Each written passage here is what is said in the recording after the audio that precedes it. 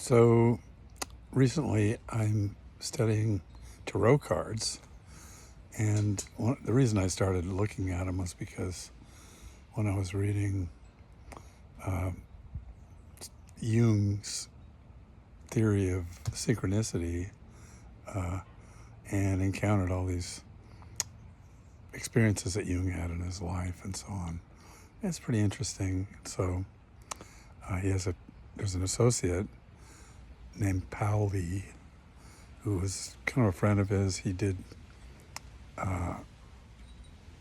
some psychotherapy with him.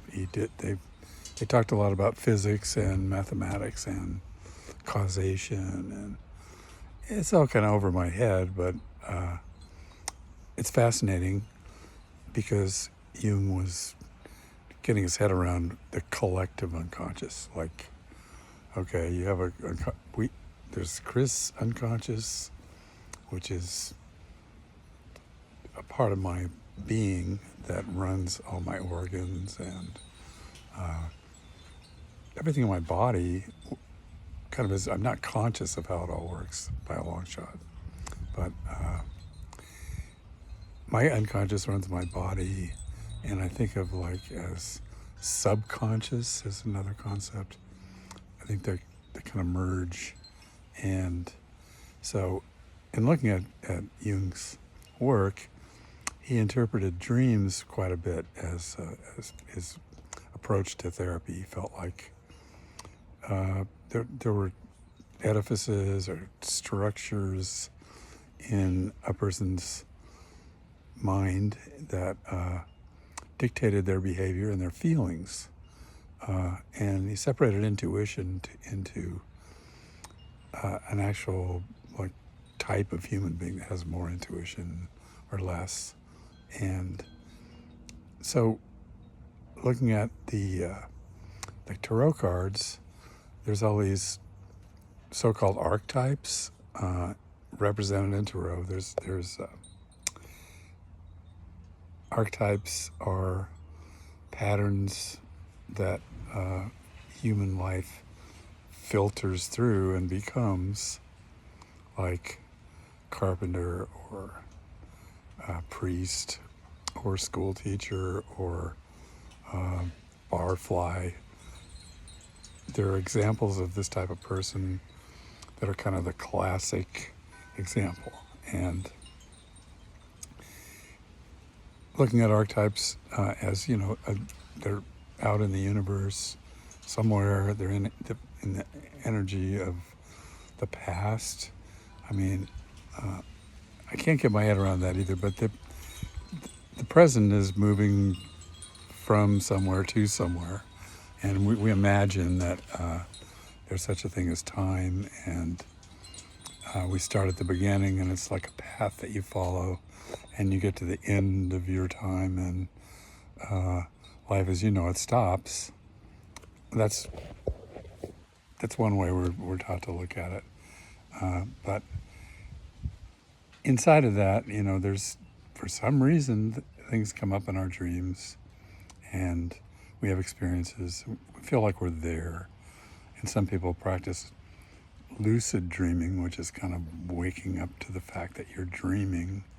And so the dream is going on, and you're like riding on the shoulder of yourself as the dreamer. And I've had, years ago, when I was reading the Don Juan books, I had some experiences.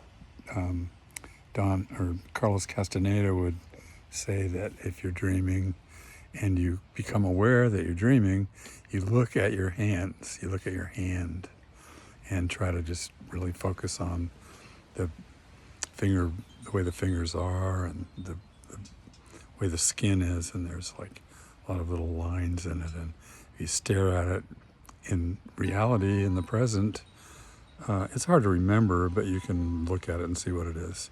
And when you're dreaming, if you can look at your hand and make out details, it's kind of like you lose the dream pretty easily. Like either wake up or the dream slips off, and whatever that means.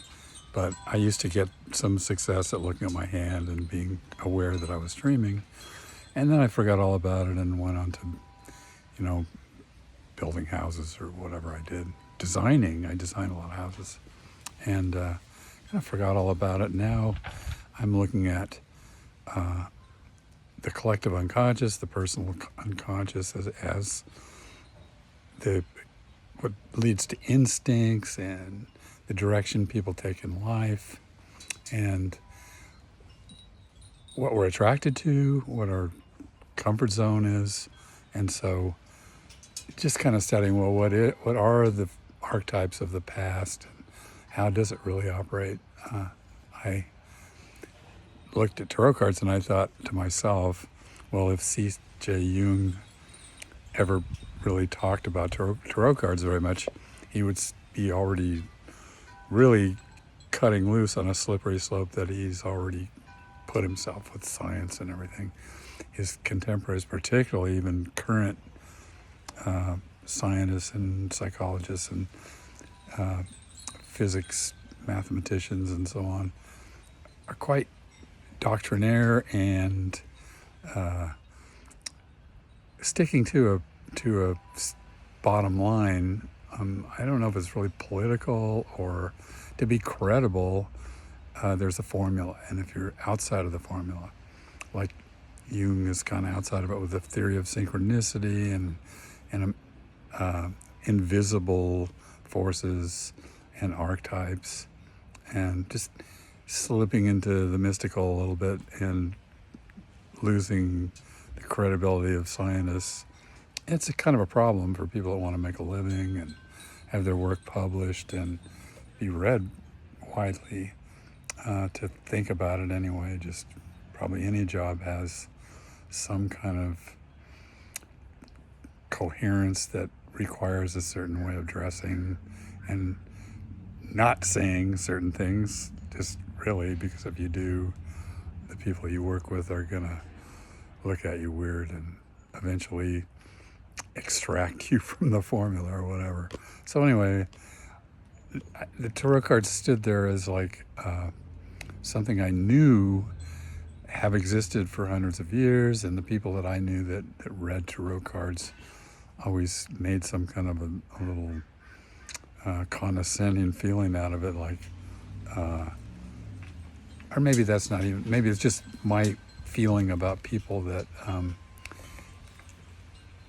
act like they know something, and I guess that challenges me, my ego or something, and I'm glad to hear what anybody really believes and what they understand. And so anyway, I started reading books about tarot cards in that vein, and it's interesting stuff.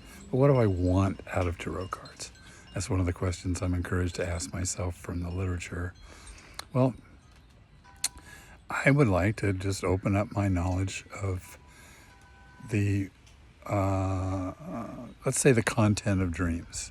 And let's just say that life is a dream, sweetheart.